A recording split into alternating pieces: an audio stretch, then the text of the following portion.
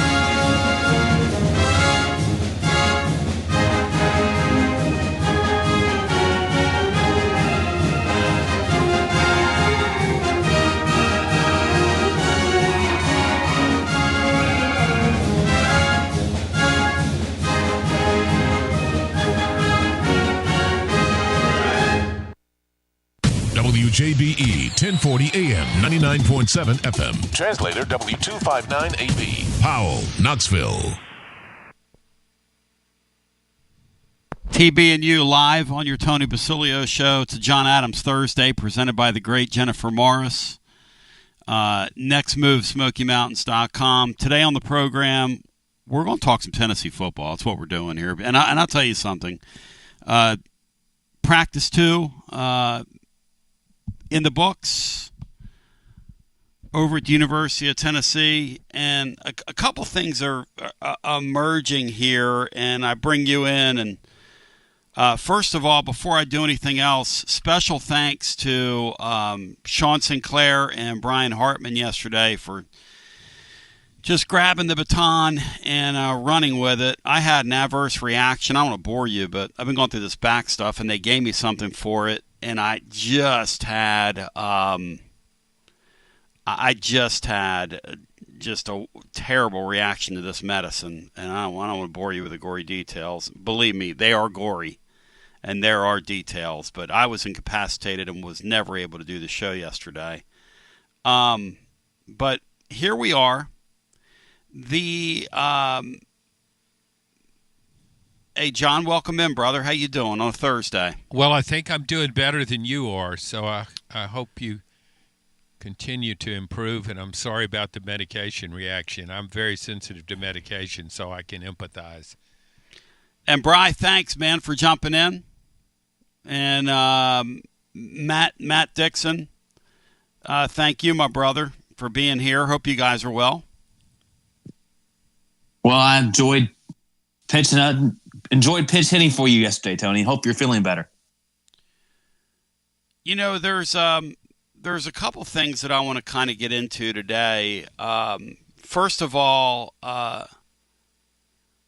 Heupel sticking to his word. And Matt, are you there? I'm here. Heupel sticking to his word, Matt, on this Boo Carter thing. For the second straight day, Boo Carter doesn't touch a helmet. And Boo Carter is being separated, and the guys are going out to practice, and he's staying in the complex, and they're not playing with Boo Carter. This will be interesting, Matt, to see two things: how long they keep this up, and then how much of this Boo Carter has in him, Matt. This is going to be interesting, isn't it? Because I think Heupel is trying to show the team, hey, I hear you guys, and when I'm bringing this guy back, I'm not just going to reinstate him. As I told you, I wasn't. So this is an interesting thing to watch here, how long this goes. Yeah, it will be. It's probably the right way to handle it. And it really, I guess it's really up to Boo Carter to, if he's going to put the effort into it and kind of just keep his head down and go and hopefully not fall on a helmet, which is, I guess, why he doesn't have a helmet right now. So no, it's, you won your locker room over with the Nico stuff, and you can't let it get destroyed with this deal with him. So he's got to earn his way back on the team. So, John, how many games till he takes his first snap? Hey, John, it's interesting. A game and a half, 2.5. What do you make of this, John? I mean, that's a good point. Does he play first game? Does he play? I mean, how's this thing going to play out? Because this guy missed significant time. I mean, you can't just next week stick him back out there. I don't think. And it seems to me that Josh Heupel was essentially saying, "Hey, you know what? We're not going to play with this. We're not in the mood to play with this."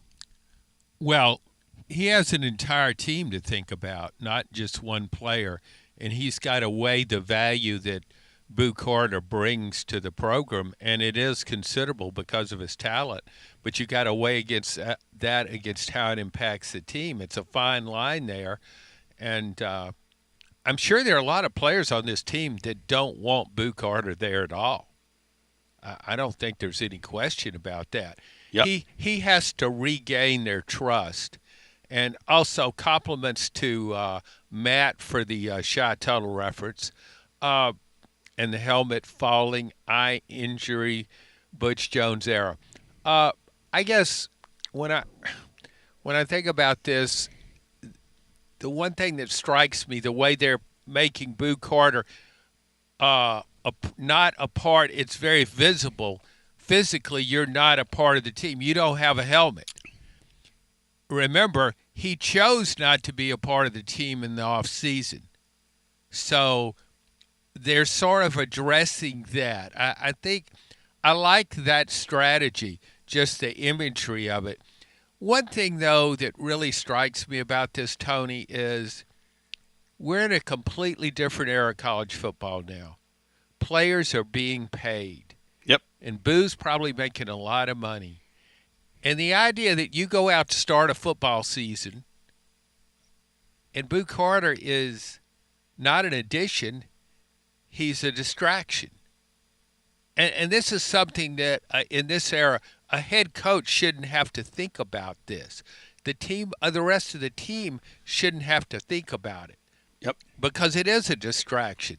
I mean, you're a businessman now, and immaturity just doesn't stand up as well as it maybe did in the past. To me, you have a smaller margin for error because you're getting paid now, and I think the fans look at it that way too. Like, this guy's not just on scholarship; he's getting paid, and he's a problem.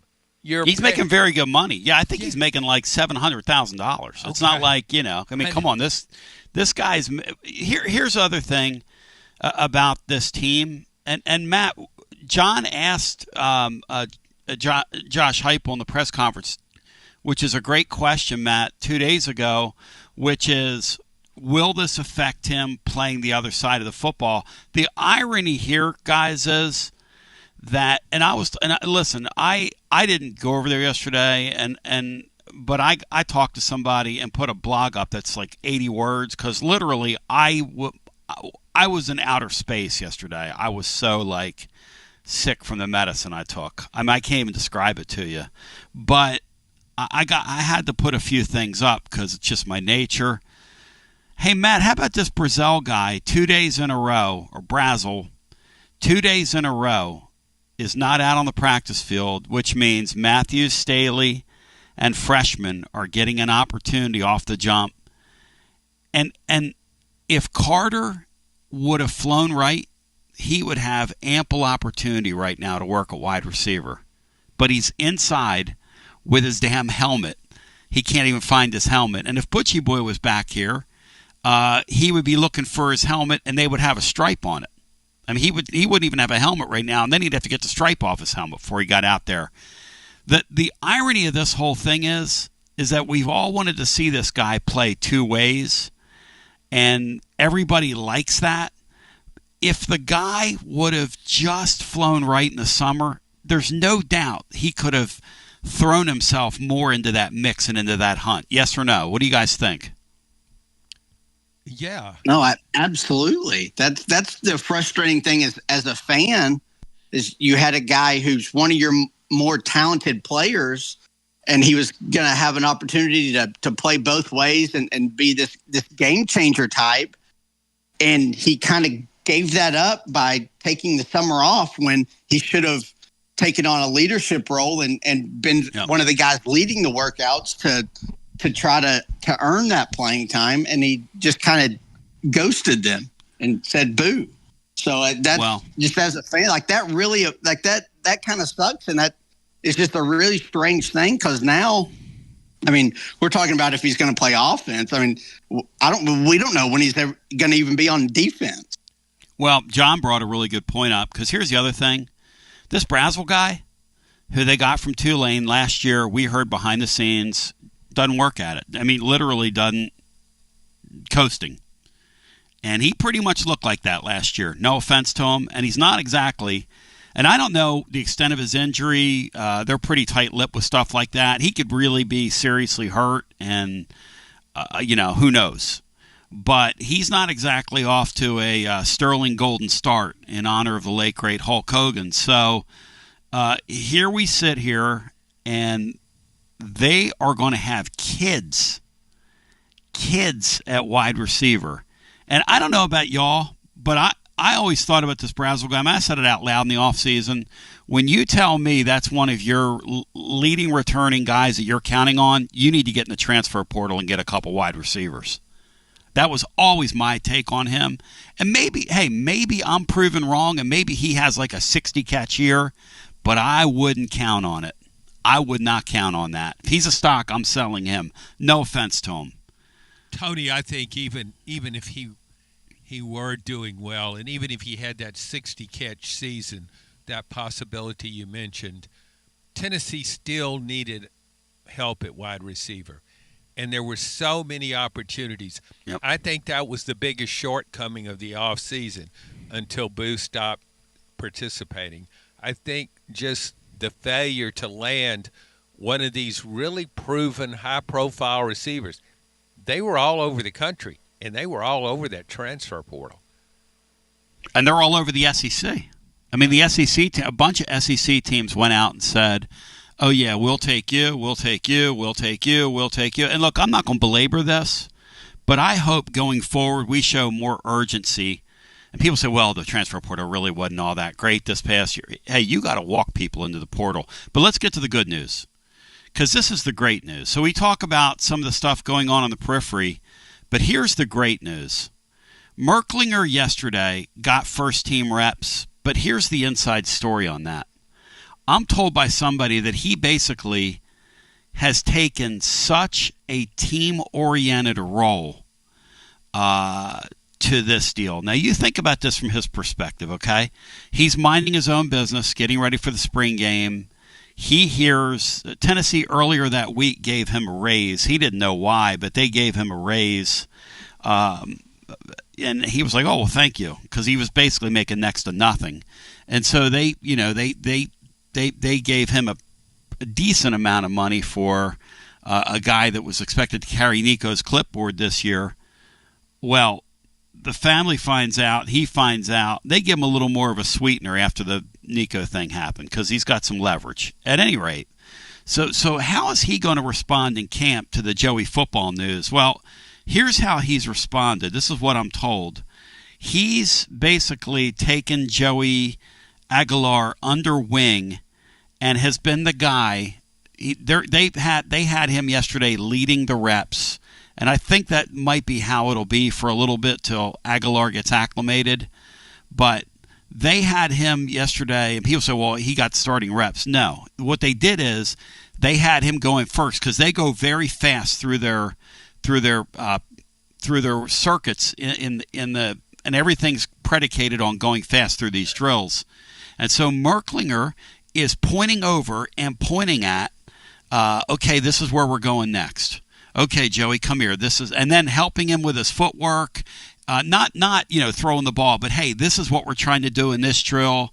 This is what we're trying to accomplish in this drill. So special shout out to that Merklinger kid for showing a lot of team-oriented leadership.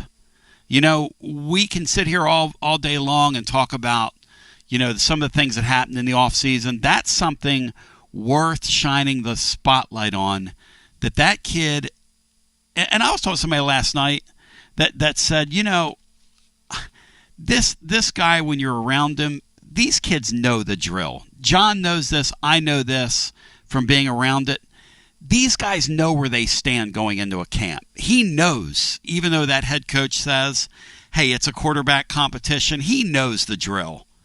And I'm not going to say that he's not going to compete, but what I'm saying is he's taken a role where, hey, this is where I see as my spot on this team. I'm going to coach this guy up because inevitably, unless he is brutal in this camp, he's going to be the quarterback. And guys, I think that, I'm going to tell you something, I think that is a great sign for this football team, the Merklinger deal.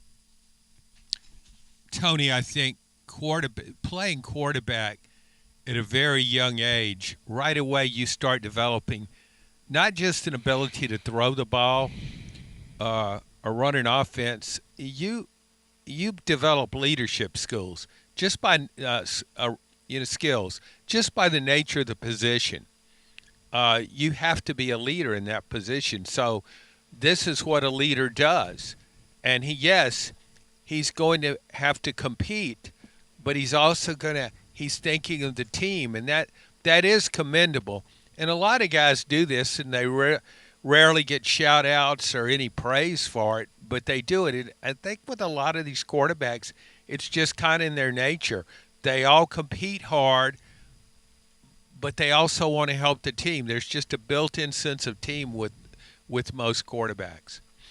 Hey, Matt, how do you respond to the news that Merklinger is embracing the role of, hey, I'm going to help this guy, I'm going to shepherd this guy along, even though we're competing for the job, I'm going to be the guy that's going to help this guy have a smooth transition, because he doesn't have to do that. He does not have to do that. No, it's a good sign, and I think it shows you kind of that you have a healthy culture and locker room and program. But I think it's not really going to impact what happens on the field when the games start. But it is a good sign for your program that one of your quarterbacks is stepping up into that kind of leadership void that I don't think this team's had for really a couple of years at that position, which your quarterback's automatically the leader of your team, whether they want to be or not. So yep. That is a good sign. But, I just think so much of this stuff in camp and all the storylines are just so overblown, and every team's got, a great summer, and there's so many eye test All-Americans at this point in camps across the country that it's hard for me to really, take a stand on some of this stuff, because it's just it's not going to impact games. I do take the little things and hold on to them, and that thing with Merklinger and the way he's handling that and the way he sees this is a little thing, but I wanted to point it out. I would have really expounded on it in the blog today, but I was blowed away last night. Go ahead, Brian. That can rub off on the rest of the team too at other positions, as far as Absolutely. Just taking ownership, and hopefully that's what that does. When they see their quarterback who is in a position where he could want to be the starter and think he's going to be the starter, do that, it could help other positions as well. Hopefully there's some more leaders that step up and as a result. With Tony, Matt makes a very, very valid point with this, and it's kind of the nature of what we do in leading up to a season. Everything is magnified in preseason because nothing has actually happened. The one-loss record has not been affected. It's just So you look for things and you amplify them. But I do think it's significant, and I think it's nice that you bring this point up and compliment Merklinger. And as Butch Jones told us more than once, celebrate life's small victories. Well, there you go. In fact, speaking of small victories, what did you guys think of Joey Football's meeting with the press and the way he handled that? Let's go around the room if you guys saw that. Matt, start with you. What did you think of Joey Football? Well, to be honest, I didn't watch it. I haven't seen it, so I can't comment on Matt. it. That's, Matt's again, like, how little I think of some of this. Matt's the like, preseason hype that everybody has. Well, I'll just start here. I think the guy is how humble he is and how appreciative he is to be in this spot. And I was talking to John this morning, and here's the deal. Look, I didn't realize this about him, and I knew he was an out-of-nowhere quarterback. I want somebody to tell me a guy that started a season for a place like the University of Tennessee with a crazier story than this guy, like a top 5, top 6 job in the league as a starting quarterback in the modern era. Now, what he shared with the media the other day is that he took 2 years off after high school because he had 0 offers out of high school. 0. None. Nobody. Nowhere. Nobody in Division I. Nobody out of the 130 teams. So that's he was a 0-star quarterback. He had 0 offers out of high school. He took a couple years off. And then during the COVID time, he walked on at God knows what kind of junior college he's playing at out there in California. I've never heard of it.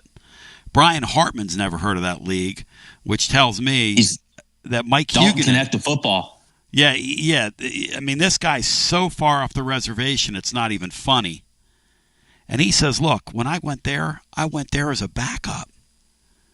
I wasn't even, it's not even like I was going through the front door at this nothing junior college. He was a backup, and in his words, kind of a buried backup. He said, and somebody got hurt, and I got an opportunity, and then I got to App State, and I was a backup there.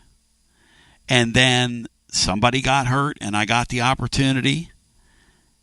And then he ends up going back home, which is a really great ending to that story. But in the modern world of college sports, we're not allowed to have good endings because we have this thing called the transfer portal and 0 stability, and we have what we call a sport that's a professional sport that's as unprofessional in its nature as humanly possible. So he's here.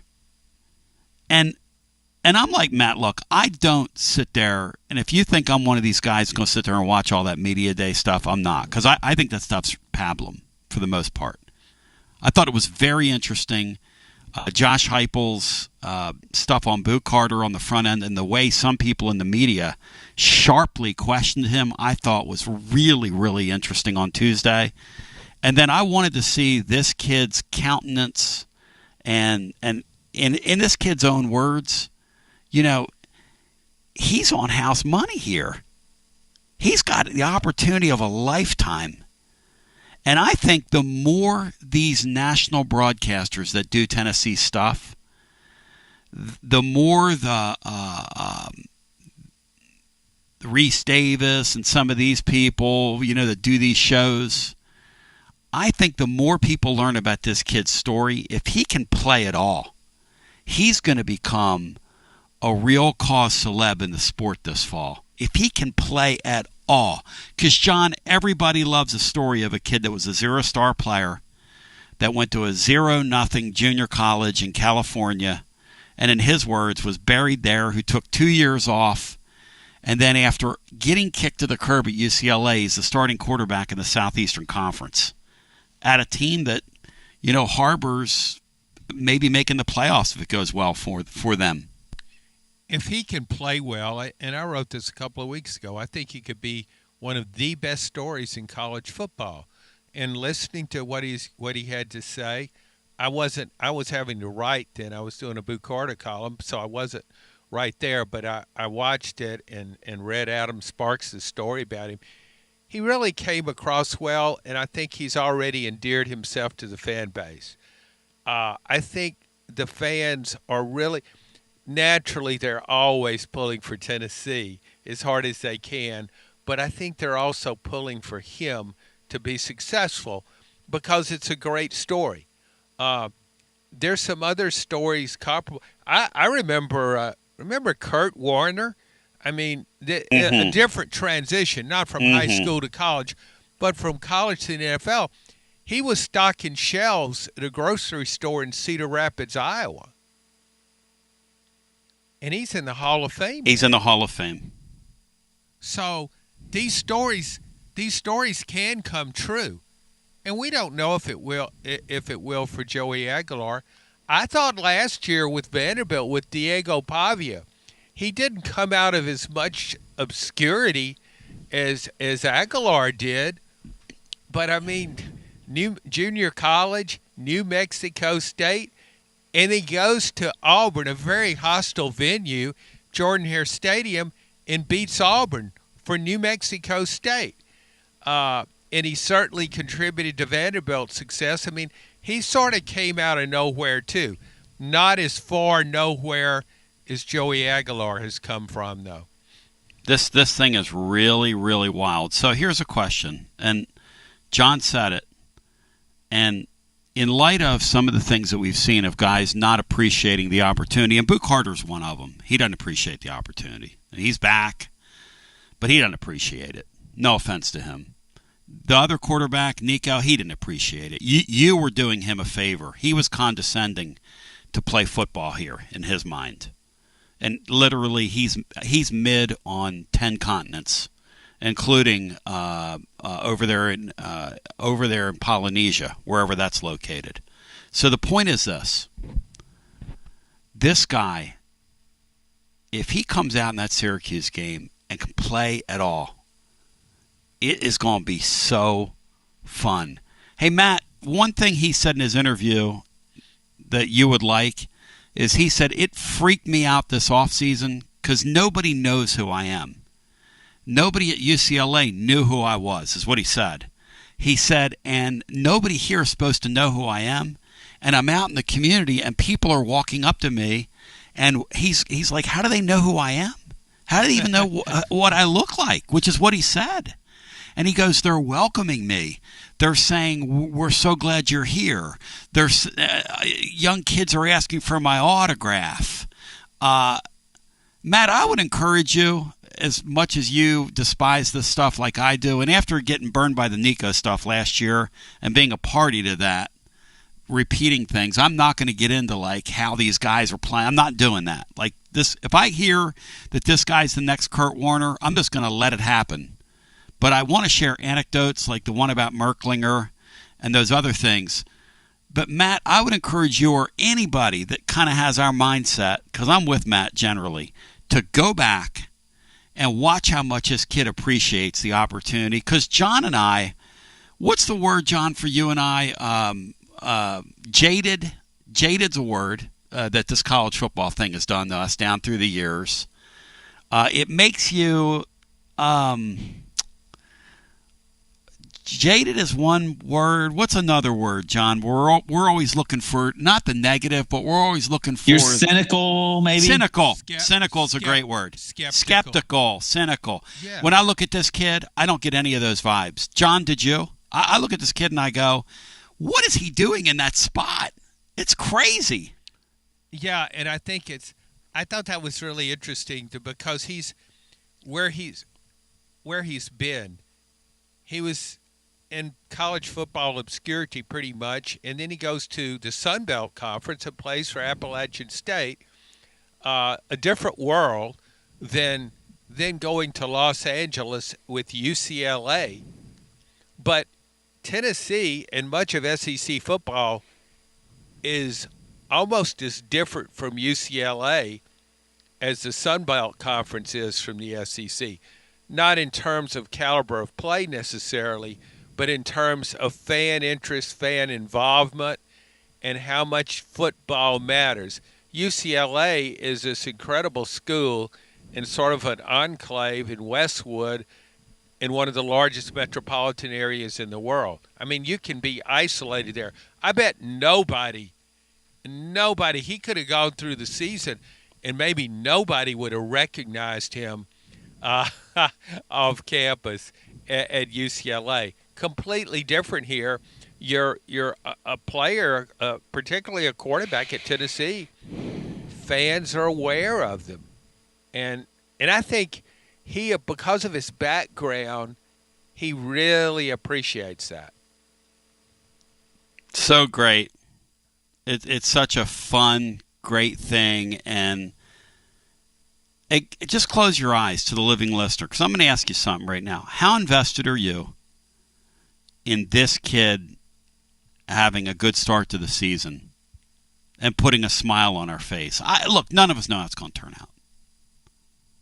But how invested are you?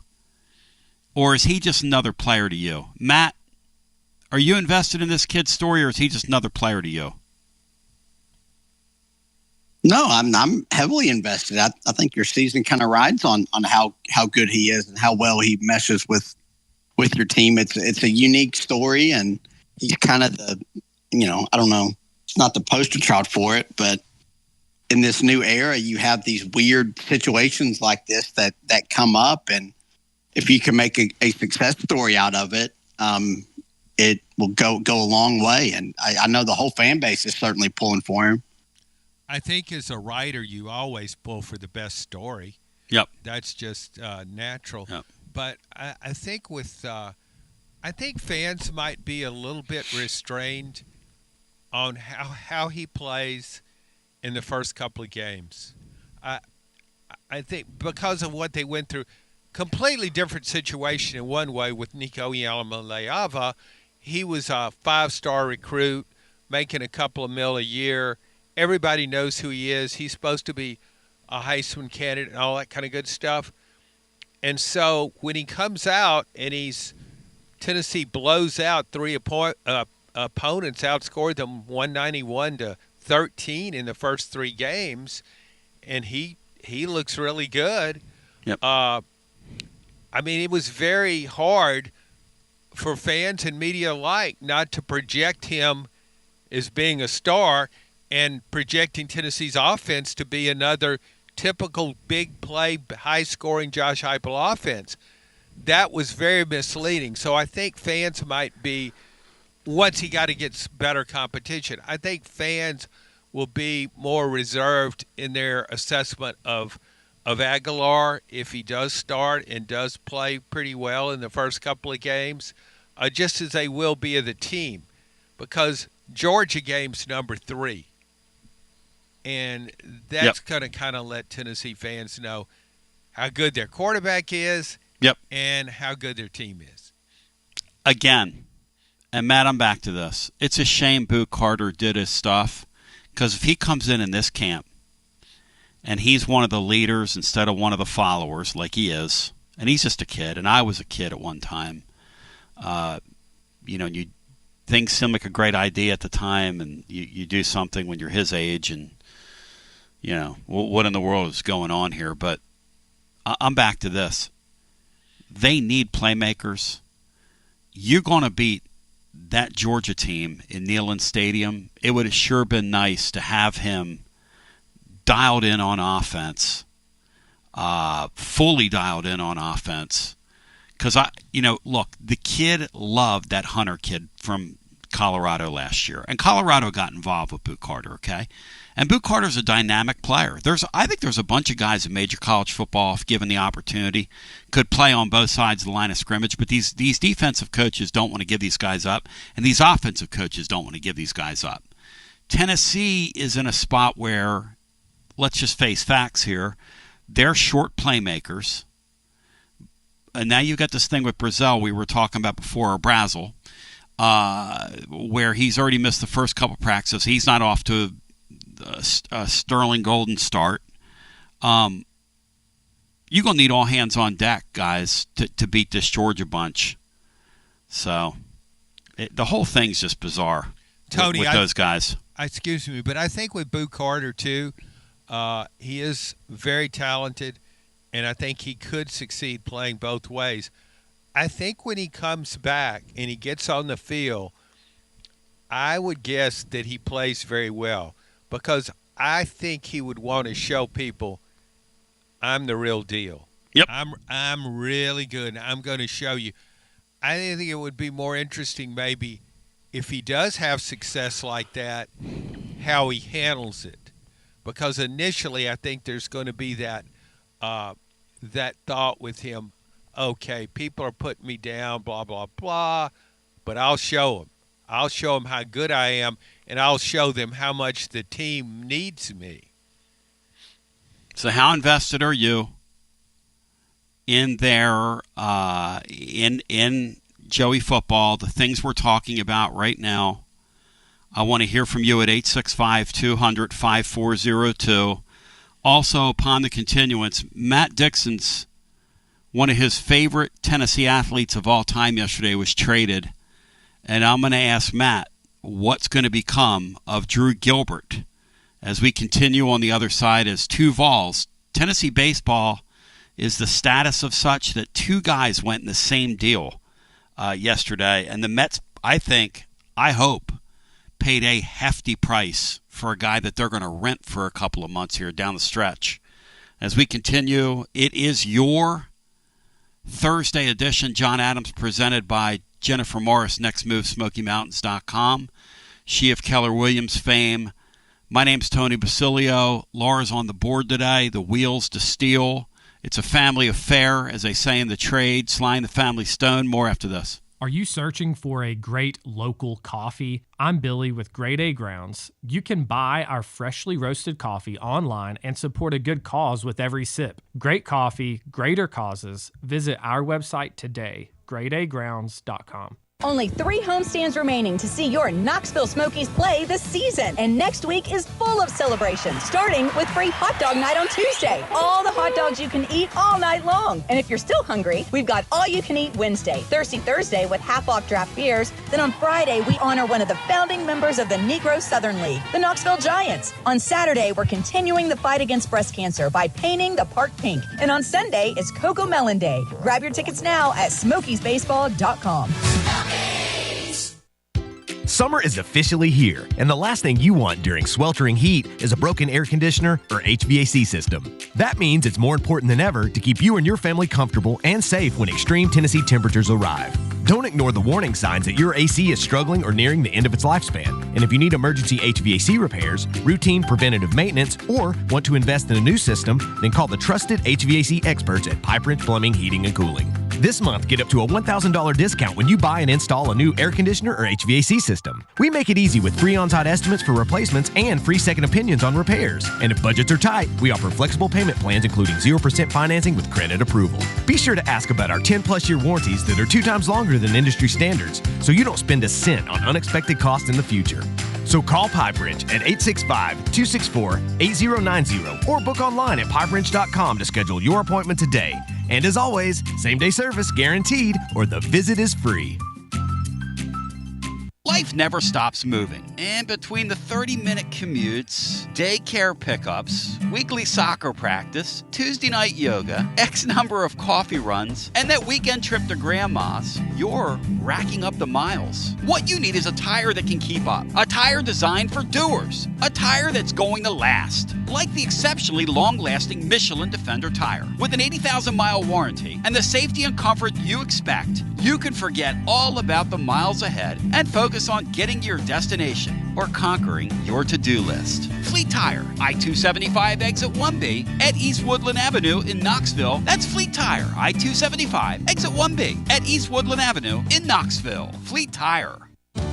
Out-of-town law firms have been swarming into East Tennessee lately. From Memphis, Chattanooga, and Birmingham, they've stormed into the area. Wouldn't you rather do business with a local firm? You know, a true neighbor. Marcos Garza and the pros at the Garza Law Firm are just that. There are neighbors and friends that support local causes year-round. The Garza Law Firm works to serve you professionally on criminal matters, injuries and accident matters, and Social Security and disability filings. The Garza Law Firm is here for you at garzalaw.com. The Garza Law Firm. Let us help.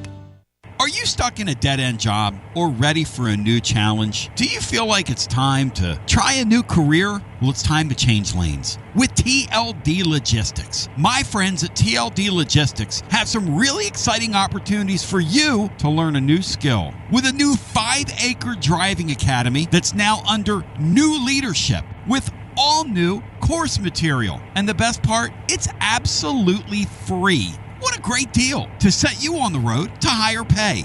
And TLD Logistics even offers weekly stipends to offset food and gas expenses. In 6 weeks' time, you could complete this course and be in compliance with FMCSA regulations. Then you're ready for the open road of opportunity. What are you waiting for? It's time to change lanes with TLD Logistics. Visit tldlogistics.com. That's tldlogistics.com. TLD Logistics.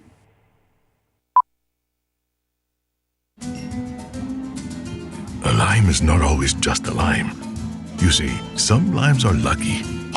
For when a lime joins the salted rim of a crisp, refreshing Tres Dos Equis, that lime is no longer a mere lime, but a wedge of renowned Mexican limón. Muchas gracias, limón. And also, de nada. Enjoy Dos Equis responsibly. Copyright 2024 Dos Equis, imported by Cervezas Mexicanas, White Plains, New York. Hey there, Basilio family. Jennifer Morris here with Keller Williams Realty. The countdown to fall football is on. Is your fall plan missing the perfect home to watch the Vols make another playoff run? If a new view is on your game day checklist, I'm ready to help you find it. Don't wait until kickoff. Give me a call today at 865-694-5904 or visit my website at nextmovesmokymountains.com. That's nextmovesmokymountains.com, and go Vols. Josh Collins at Collins Insurance Agency. At Collins Insurance, we strive to ensure our customers receive better coverage along with bigger savings. Our community is important to us. We want to provide exceptional service to our customers. Anybody can provide great rates, great coverage, but can you also get great service? And hey, don't just take my word for it. What's up, everybody? Zakai Ziegler here. My family turns to Collins Insurance Agency for the best service, coverage, and price. So don't just go online and get some random insurance. Experience the Collins Insurance difference. Like he said, experience the Collins Insurance difference. CollinsInsuranceTN.com. CollinsInsuranceTN.com. And hey, their Mama ZZ approved. CollinsInsuranceTN.com. Thank you to Josh Collins and ZZ. One more thing, Tony. Go Vols!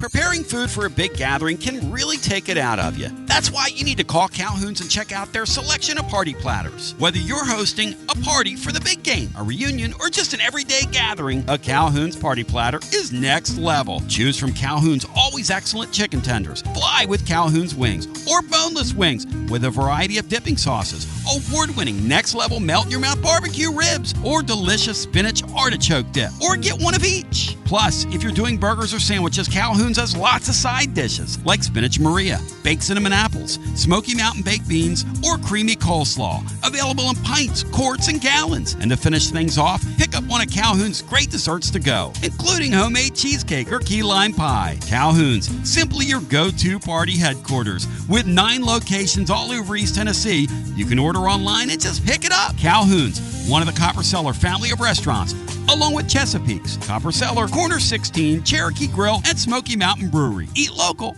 eat good. Tony B, back with you. There was some movement on the collective front. I'll get to that here in a little bit.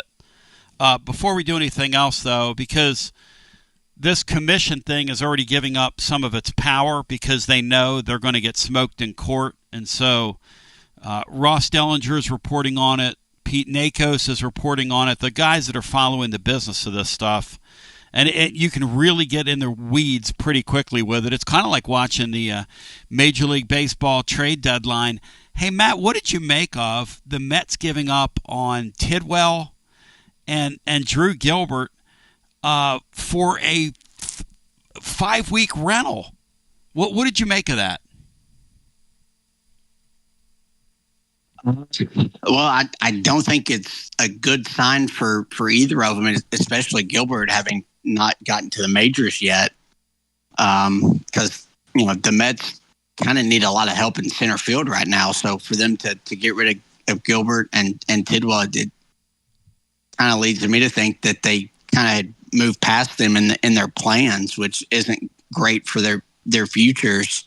But they at least get traded together. Although I guess Tidwell is getting called up to the big leagues and Gilbert will be in AAA. But it's not really a great sign that you've been traded twice before you've made your MLB debut. Although I guess you could point to there's some potential there, but at some point he's got to get up in the majors and see what he can do. It's kind of disappointing. Yeah, his body thus far has not cooperated, and so that's just kind of he's been sort of beat up, and then when he played at Syracuse, he was pretty good at times, and then struggled at times. And hey, like a friend of mine that was in Major League Baseball for a long time texted me when they saw that news. That's tough business, and they don't have time for sentimentality, and they decided. Because they loved him when they drafted him, but they decided, hey, you know what? We're going to move on from him. We got to chase a World Series this year, and he's going to be a piece that we're going to use. Houston drafted him. Yeah, you can't be sentimental. Yeah, he's already on his second franchise. That's right, Bri. But third franchise. They acquired him in a trade because they liked him. People were talking about him being the next Len Dykstra, which is a great comparison. And Mets fans were really high on him when they got him, but because of what he did at Tennessee. But let's go ahead and go to the phones, and we'll get as many people in here as humanly possible. And the questions for you are, when you think about this camp, and we're a couple days in it, how invested are you in this Joey football deal in light of the off season that we've all been through? Because I think it's a breath of fresh air and refreshing, and I'm openly really, really rooting for this kid to have a strong finish here. Taylor, welcome in, followed by Eric. Taylor, hi. Hey, Tony. Hey, John, Matt, Brian. Real quick, I'll answer your question, but talking about Drew Gilbert and Blade Tidwell, it's ironic because in recent history, you won't find two more intense, fiery competitors on the field than those two. So it's just kind of ironic that those two were packaged together because, man, those guys are competitors. And I hope they both do well. Yeah, it's really well put. And, that they get dealt basically for a rental. I was listening to my man Jack Fritz last night, who did a special podcast after the Phillies got this great reliever from the Twins. Hopefully he's great. He's been very good. And they have 2 years of control on him after this year. And he was saying what I was thinking, which was that is really an expensive price the Mets paid for a rental. And then the Phillies turned around and I think didn't offer the same haul that the Giants ended up getting. I mean, I hope the Mets live to absolutely regret this thing, as a Philly fan and as a Tennessee fan. Well, Tony, the only MLB I'll ever watch are highlights. Not me. I love the sport. Well, I'll watch highlights for Vol alumni. That's about it. But anyway, moving on. Tony, Joey football has a chance to be one of the best stories in all of college football. It's one of the few times that non-Tennessee fans will likely be pulling for Tennessee and certainly our quarterback. I mean, that's just quite the story, and I think a lot of folks are sickened by what transpired with Nico and his father. And there'll be a lot of, I hate to say it, but I don't want to say hate watching, but watching certainly to pull for them to lose and have a bad season. But I think a lot of the the national college football fans will be pulling for Tennessee and specifically Joey Aguilar. And he's come across as as super likable, and I think he's going to connect with the fan base very, very quickly. What do you think about that? If I was in the cable TV game here locally, I would sell a Nico package. I'd be on the streets to in this market selling a Nico package, because I can promise you this: when UCLA is on television, Tennessee fans are going to, and if that kid's able to stay on the field out there and stay healthy, hey, John, Tennessee fans are going to be really watching that kid play this year.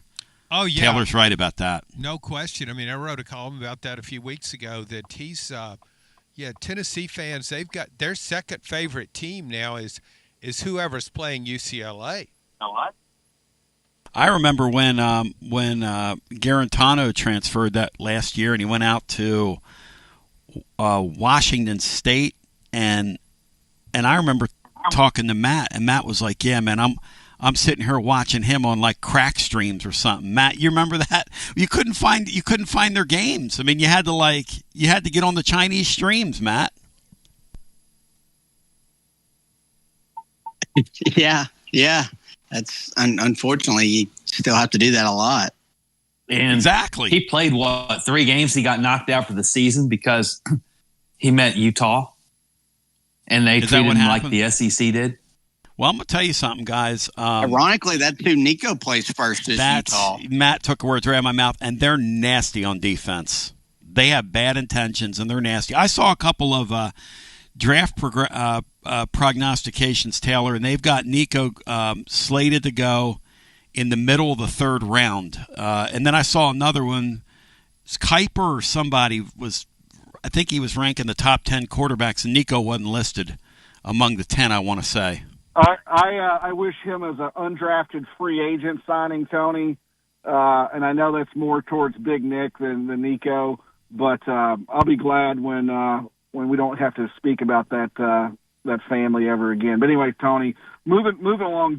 Here's my hypothesis: there's no Boo situation without Justin Hunter's prowess as a two-way player last year, and I would also argue without his mother going on social media. But what do you think about that? I think my hypothesis is Colorado reached out to Boo and said, "You're going to be our next two-way player. You're a stud. You're not being used to your full ability." And, of course, he leveraged that. His agent leveraged that for a bigger contract, and he got the big head, thought he had more leverage. What's interesting is we thought, or at least I thought, we'd have a carrot and a stick with NIL package, right, that the kids would keep their nose clean, because if they didn't, they would lose that money. But I think you have certain players that they're kind of, I won't say immune to that, but I think we all would likely agree that if Tennessee dropped Boo, certainly Colorado and others would be in line to make him whole or even greater in his NIL package and scoop him up. But what do you think about that? Without Justin Hunter's prowess, would we even have this situation with Boo? Because I think that really impacted his he thought he had certainly more leverage. You guys keep up the great work. I'll sign off. Well, what's really, again, I'm back to this, and this was lost on Boo Carter. It's great to emulate that kid who's now in Jacksonville. At Colorado last year, that kid had $1 million NIL deal with their collective. Apparently, he split it among his teammates, and they said he was the first guy on the practice field and the last guy off. And he attacked playing for that team with as much professionalism as humanly possible. And I'll tell you something about that Hunter kid. That's one of my favorite athletes in the modern era. I saw him the other day. Brian, they were showing a Jaguar practice, and Brian's a big Jags fan. That guy glides on the field, Bri. He's playing both ways in that camp right now, and he's saying he wants to play both ways. I'm not betting against him, Bri. If he stays healthy, he's going to be a great NFL football player. Yeah, it's interesting to see just how much more they use him on one side of the ball than the other, and see how many snaps he does get on defense, because in the NFL, it's a different animal to do that. In college, it's one thing. The NFL, you've got to really, really, really be among the best ever. Isn't it weird, guys, that we don't see more of that in college ball?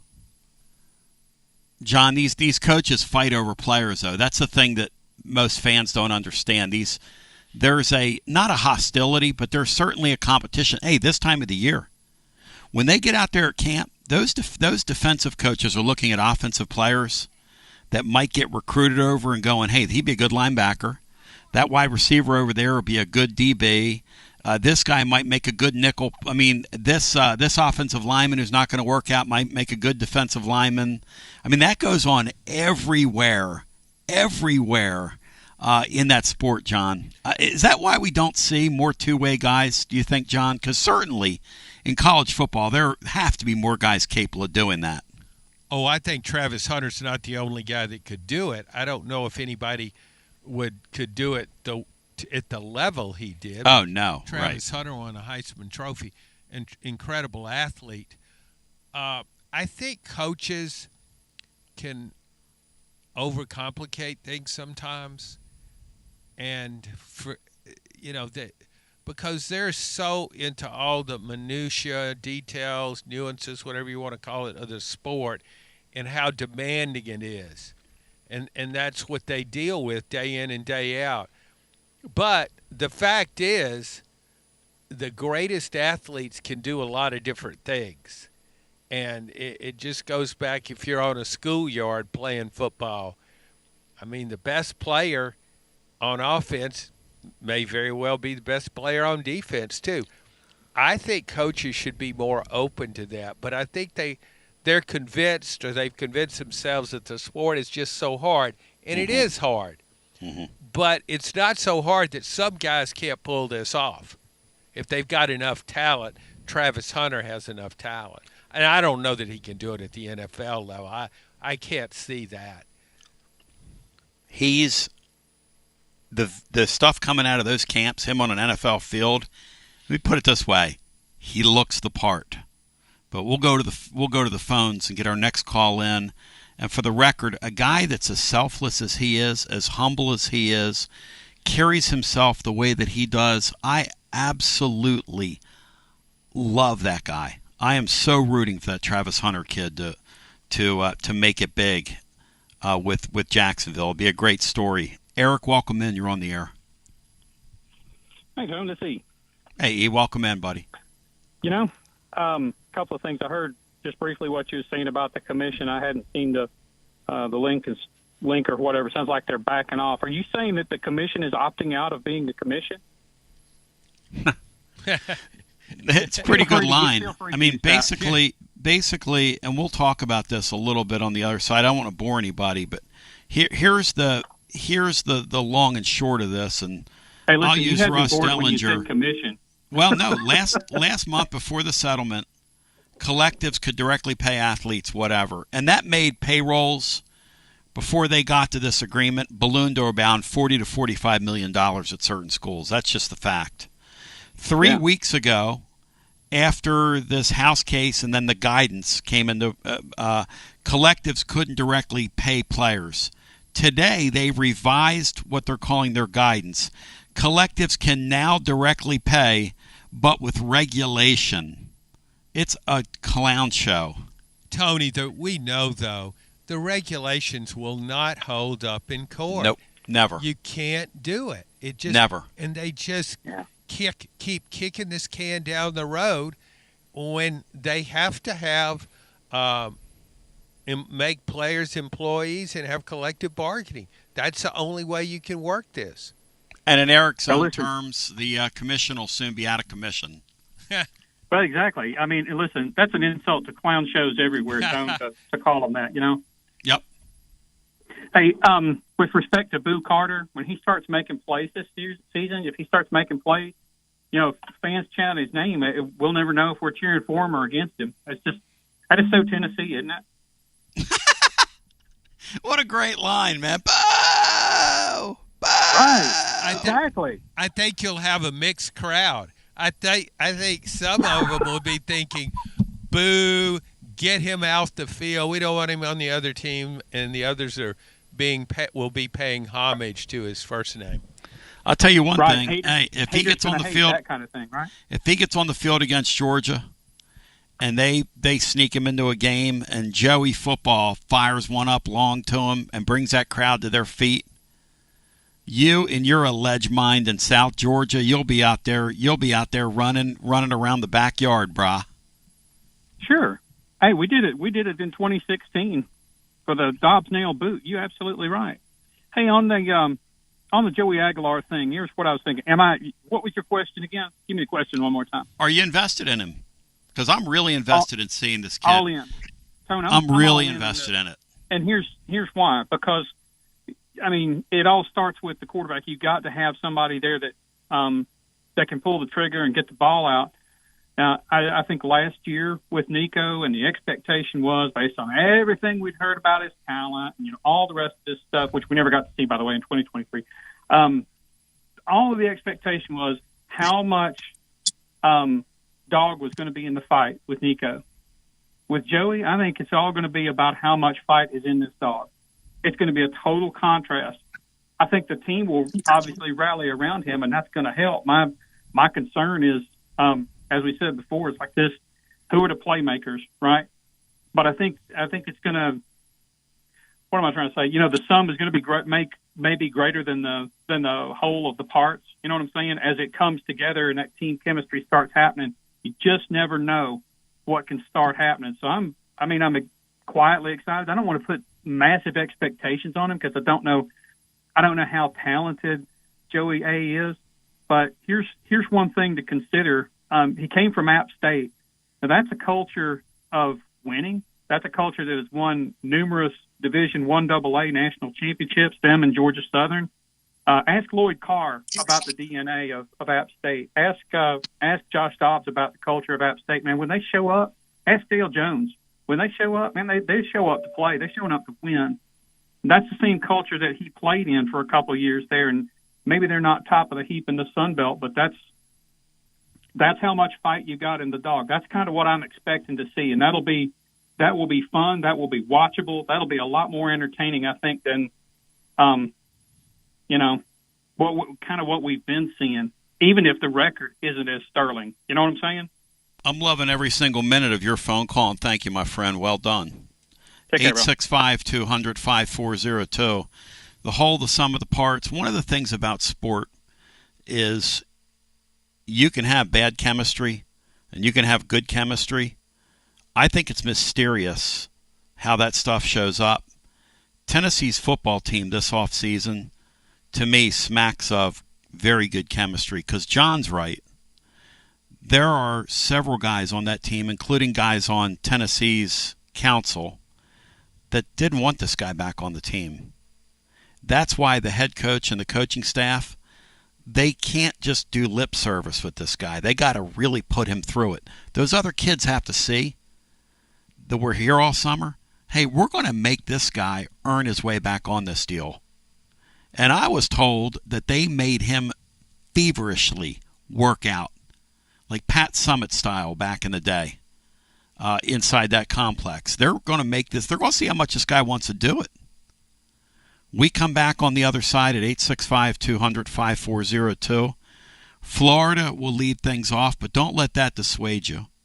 865-200-5402. Again, 865-200-5402. Hour 2 on the radio after this. WJBE 1040 AM 99.7 FM. Translator W259AB. Powell, Knoxville.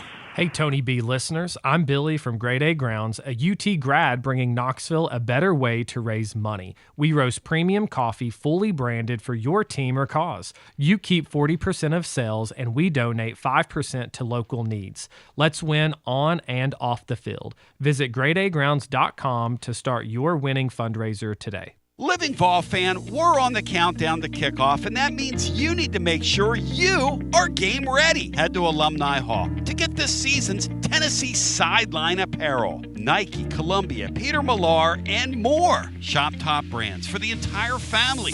hats, Yeti, tailgating gear, and so much more. If it's for the Tennessee fan, Alumni Hall has it. Spend $150 and get $10 in Hall cash rewards. Shop at alumnihall.com. Download their app or shop any of their locations in Knoxville, Murfreesboro, or the Tri-Cities. Alumni Hall, the ultimate shopping destination for Vol fans. It's the hottest post-game show on the planet. Garza Law. Fifth quarter fan reaction. Fan reaction. As soon as the final gun sounds, we're live. Tony Basilio, and we are live once again with Chad Stockton of FC Alliance. And Chad, you're out there on the field, 100 strong here in Knoxville. Talk to me. What's been going on with FC Alliance now that the weather's heating up? We're out here for the first night of the boys' tryouts. We have over 400 kids that'll be here tonight. So a lot of exciting times right now for us. Our club team started at U9 and we go all the way through U19. We have over 1,000 kids that come from Chattanooga from the Tri-Cities that make all our teams and make this club what it is today. So we're excited about it. We finished the younger kids a couple of weeks ago. We just finished the girls last night, and now we're on to our older boys program as we speak right now. And we're blowing and going in the Tri-Cities. Tell me about it. We started FC Alliance North 1 year ago, and coming off the first year, we are the largest, most competitive club up in the Tri-Cities area. We just finished our tryouts last night. Looks like right now we will be well over 400 kids for the upcoming season. So great things happening up there. We've put our boys into some really good regional leagues. So we're excited about what the future holds for them and also our girls programs. If you want more information, check them out at fcallianceknox.org. That's fcallianceknox.org. Chad Stockton, keep growing the beautiful game here in East Tennessee. Absolutely. Thanks, Tony. Hi, I'm Jim Simpson, owner of Simpson Meats. When's the last time you grilled a really good burger or steak? One your friends still talk about. Our goal at Simpson Meats is to make that happen every time you have a cookout. All of our cuts of meats, steaks, burgers, briskets, and pork are always fresh, flavorful, and sustainably sourced. We are family owned, so we know the importance of knowing how and where your food is raised. We have been putting quality first since 1888. Visit our butcher shop off Lovell Road or online at simpsonmeats.com. Tony Basilio along with the great Mark Griffin. And we're here to talk about our friends at Performance Medicine. And Griff, their slogan, stay educated, stay healthy.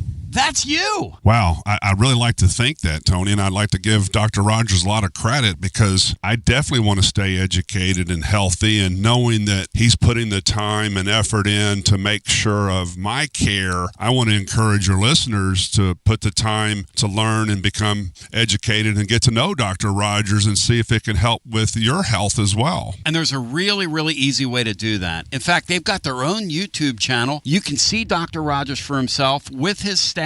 It's called The Performance Medicine Show over at the Performance Medicine channel over on YouTube. Also, more information at performancemedicine.net. To our friends in North Knoxville, a brand new location over in Fountain City, now accepting patients. So many ways to reach Dr. Rogers. And like they say, stay educated, stay healthy. Performance Medicine, online, performancemedicine.net. TB here for Cedar Bluff Plumbing, a live and local company that's been serving our area for over 32 years and counting because every customer counts, and I mean no job is too small. Cedar Bluff Plumbing just voted #1 by City View magazine because multiple plumbing experts are on call to serve all your plumbing needs. Chances are there'll be a plumber in your area when you call, and they won't send some salesman to your house. You're going to get a high character, trustworthy, highly trained plumber who will serve you, not like some of these guys that look like they came off the set of America's Most Wanted. Cedar Bluff Plumbing is Basilio tested and approved and will go the extra mile for you because Chucky Mack is a servant of the people and my consigliere to the throne, celebrating over 32 years of serving living volunteers. Cedar Bluff Plumbing. Call 588-4448. That's 588-4448. Cedar Bluff Plumbing. Attention Vol fans, are you tired of complicated, clunky fleet technology that makes your job harder? Say goodbye to frustration and hello to Connexial, your hometown partner in logistics. It's time to rev up your operations with next level fleet management from Connexial. Connexial is here to keep your business on track with technology that works as hard as you do. Our game-changing ELD gives you more than just hours of service. With AI-powered dash cameras and real-time asset tracking, you'll have eyes on the road, cargo, and your fleet from anywhere, anytime. And the best part, our friendly US-based customer support team is just one phone call away. No more long wait times or frustrating tech talk. Just real people with real solutions. With Connexial, you get a professional team you can trust and easy-to-use products that keep you on the road. What do you say, Tony? I'm ready. Make the smart move and call Connexial today. 865-888-6920. Learn more at Connexial.com. That's Konexial.com. Drive life with Connexial and go Vols. Basilio here, and my friends at Carnes Motor Company started with a dream over a quarter century ago. I met Rob and Brian back when I still had hair, and they were working at a huge dealership in West Knoxville. But they told me back then they wanted to sell cars on their terms, and I wanted to do radio on my terms. Their terms, just like my terms, are ultimately your terms. In both cases, you're the winner. A Car Guru's National Award winner with a 5-star rating on all sites, just like our Vols. Everything about buying a car from Carnes Motor Company is no hassle. They specialize in high-quality pre-owned vehicles between the $5,000 to $25,000 range. And if you need to sell a car, they'll either buy your car or they'll help you sell it. Carnes Motor Company also has a top-notch service department. Therefore, every vehicle is rigorously inspected and serviced prior to delivery. So you're guaranteed to get a quality pre-owned vehicle every time. If you need a place for service, they've got you covered. Come be a part of the Carnes Motor Company family and tell them you heard about it from me. Online at carnesmotor.com, Oak Ridge Highway, 1 mile past the Carnes light. Carnes Motor Company. Yeehaw! Some people say betting online is still the wild, wild west. But with the VIP Play app, you're riding with the best. VIP Play app is hotter than a $2 pistol packed with flair. Live hosts and features finer than a frog hair. Send your old betting problems out of town with a slap. You'll be betting sharp as a tack on the VIP Play app. Don't be a better, be a better with VIP Play today. Download VIP Play today or head to VIPPlayApp.com. Gambling problem? Call 1-800-88-99789. Must be 21 plus and located in Tennessee to bet. TB back with you, 865-200-5402. It's hour number 2 on this Thursday. It's a John Adams Thursday presented by Jennifer Morris. Next move, SmokyMountains.com. Before you buy, sell, or trade a home, you're going to want to get involved with the great Jennifer Morris. She's wonderful people. In fact, she's got a heart for athletes herself and works with several over at UT as well in terms of helping them with great investments. But in the meantime, let me, before we bring Florida in here, Matt Dixon, question for you. Is this Florida quarterback going to stay healthy, Matt? I mean, this poor kid comes to camp and he's already day-to-day, Matt. This is sad, man, for this kid. Yeah, certainly not optimistic. It was his shoulder, in spring, and now it's apparently lower body stuff. He had the really bad injury against Georgia. So yeah, I think it's at some point you have to really question his availability just to get through a season. So it's a shame because like you, he's uber talented, but he can only do so much, and he's clearly not healthy. Hadn't been able to practice really, so and that's obviously going to affect him. So it's probably a growing concern among Florida fans. John, it would be a real shame if that kid can't go and give it a run this year. And Tennessee fans with a dark sense of humor have to be looking at that deal and that situation from here. And you and I were talking about it today, John, like with our dark sense of humor. Well, I won't get too dark, but I think DJ Lagway's one of the best quarterbacks, could be one of the best quarterbacks in the country. I like watching him play. Oh, yeah. And I think he's got that little extra that not all quarterbacks have, even the talented ones. He showed that last year, last half of the season. He showed that against Tennessee on that 3rd down and 18 touchdown pass he threw to tie the game. I think he can be a big-time quarterback, great team leader. That would be devastating for Florida because I don't know who the replacement would be or what his qualifications Oh, are. we know who the replacement would be. Matt, have you thought about it with your dark sense of humor before we bring in Florida? Matt, have you thought about it? Yeah, it's Harrison Bailey. Yeah, the odds of him leading Florida to a victory over Tennessee increased with every injury update with Lagway. I mean, because we know that's what's going to happen. Well, never mind. You just know Tennessee's going to face him. It'd be the most Tennessee football thing in the world. But I really hope the Lagway kid stays healthy. He's one of my favorite players in college football, and he's what I thought Nico was going to be.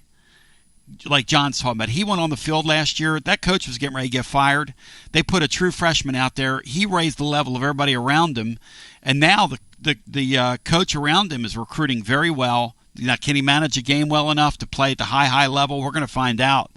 But, boy, they sure are getting football players at Florida, and it would be a real shame if Lagway can't stay healthy here in 2025. Back to the phones we go. Hello and welcome in, the man of the hour. Florida, welcome in, and then a line available for you after Greg gets on. Florida, welcome in. Hey, man, I really don't know how you got Miss Laura to marry your ass after all this time, bro, because you be bringing it, bro. You know that. You bring it. You go missing. People can't find you and all that good stuff. All you want to talk about is my Gators. That's a shame. It's a shame. No, we're all saying we hope this kid stays healthy.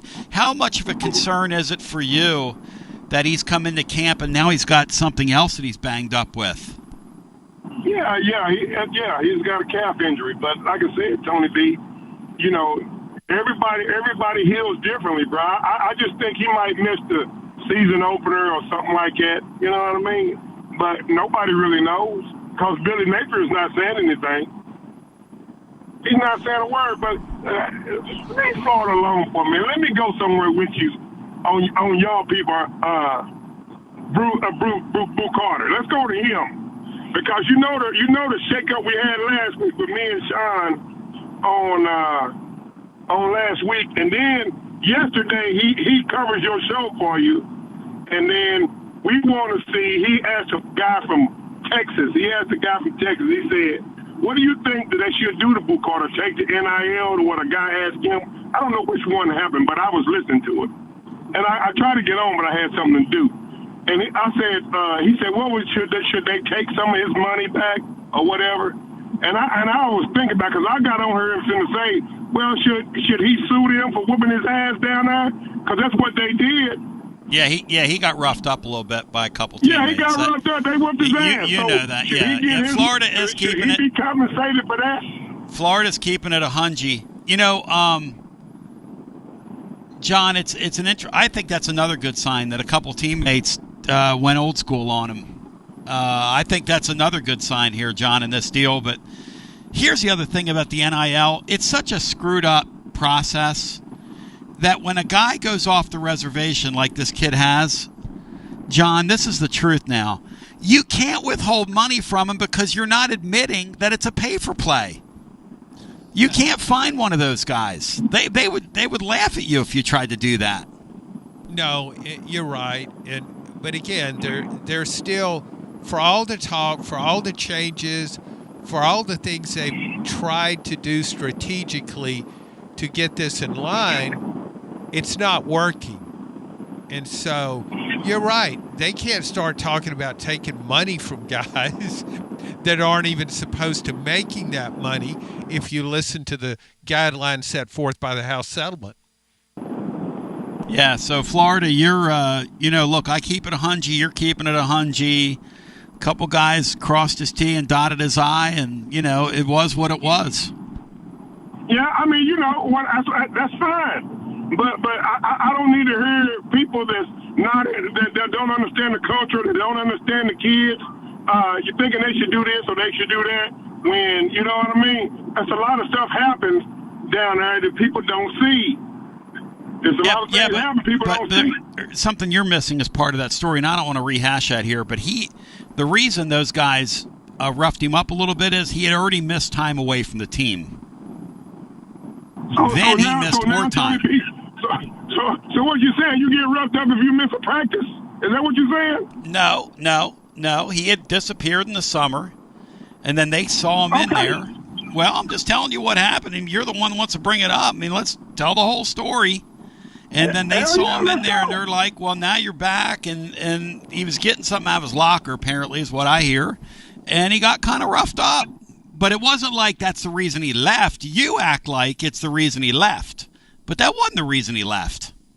He'd already gone missing before that. Can I ask you how you know that? Because I got sources, Shepard.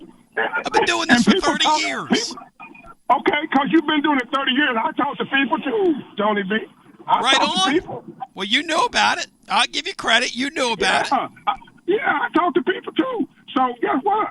It ain't what you know, it's who you know in all of this, Tony B. And all I'm saying is, what do you make of this? What do you make of how hard they're making it for him to get back on the deal? If he want to play, that's what he should do. If he quit and came back, that's what he should do. Yeah, I agree with that. And one thing, I'm not a hypocrite. I'm not a hypocrite. I ain't gonna change my mind. Hey, I'm not asking you to change gonna change my mind on something I believe in. He's an athlete, and he did what he did. Let him work it out. Yeah, I'm not asking you. Look, you've always been a fair and honest broker, but I will say this. Hey, Matt Dixon, I want to jump you in here. Florida's cheap heat that he's developed with Sean Sinclair on Wednesdays is something that I encourage. I would like for it to fester as the season goes on, Matt. It brings joy to my soul. Yeah, that's what you do, Tone. You create heat with callers. No, I want to bring people together. I want you guys to unite, man, and hug it out.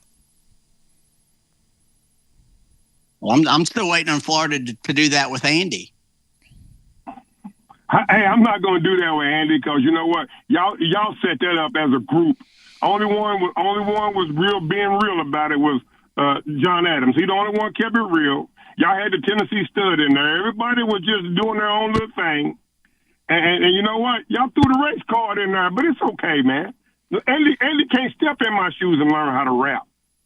You know, and now he's trying to fight in the redneck brawl, and they're not letting him. And he even cut Andy sent me a promo that he went outside of Freedom Hall and cut a promo, Matt, on those people. And he wants to get in that redneck brawl, which is next Saturday night. And they're not going to let him in there. I guess Andy's hands are lethal, Dixon. Why won't they let him in? I don't know. Florida, what do you think? If he can't rap, I know damn well he can't fight. So you know what I mean? That's a whole thing in a nutshell right there, Tony B. Well, I find that rather accusatory and troublesome. What you're saying there. Look here, you ask me, I'll tell you, and that's what we do. But listen here, man, y'all have a good rest of your day. We're still gonna beat Tennessee with or without DJ Lagway because y'all schedule is so easy. Y'all can run past everybody. But just look out for the defenses. Just look out for the Gator defense. That's all I'm saying. Hey, Dixon, what would a point spread be in that Florida game if Harrison Bailey rolls out there at quarterback and we're down there? And thank you for the call, Florida. What do you think, Dixon? Well, there's a ton of variables over a season. If Harrison Bailey's their quarterback at that point, I'm not sure Napier's still their coach. So Tennessee might be a slight favorite. Here's the thing about Harrison Bailey you got to remember, because me and John were talking about this today. He's a 5-star kid. He basically played on an all-star team in the state of Georgia. We all thought he was something he wasn't. Then we saw him play, and we're like, oh, this guy doesn't have the arm strength to make the throws on the field. Now, he was pretty accurate, but he just not a big arm guy, which limits him. He goes to UNLV, John, right? And did he play at UNLV, John, or did he get, passed over? How did that go? It's the way I remember it. That he just got beat out. That's how I remember it. The other quarterback was more athletic. And then from there, Matt, he went where? Where did Harrison Bailey go from there? I think he went to Louisville, and he might have been a walk-on there. He was? Yeah. I wasn't sure if there was another step along the way, but he didn't get on the field at He Louisville. spent 2 years. This is like his 5th or 6th year of college football because he was on the the 2020 team here as a true freshman. That's right. John reminded me that he played in December for the Vols. He had a really good bowl game. Yeah, and he played in December. Was it against Florida? I mean, against Vanderbilt that year? I was thinking he started 2 games, but maybe it was just he started the bowl game, didn't he? Is that right? Let me check that. He appeared in 6 games here as a freshman. I think he started the Florida and Vandy games at the end of the season. He did. Okay, yeah. He started a 31-19 loss to the Gators, which would make this even more ironic. Well, wait a minute. What am I saying about a bowl game? That team went in a bowl game. That was last year at Louisville. He was their starter in the bowl game and was really good. Oh, okay. That's probably what you're thinking, John. Okay. Yeah, I thought he started 2 games at Tennessee. He's in his first start with Louisville, which was last year, like when half the team left. Matt's right. They played Washington, and he threw for 164 yards and 3 touchdowns and was named the game's MVP. But that action, and at Louisville, he threw for 209 yards and 2 touchdowns against Nevada. And finished the season throwing for 318 yards and 2 touchdowns. And then went to Louisville after 23 as a walk-on. So, how many 5-star QBs end up being a walk-on later in their career?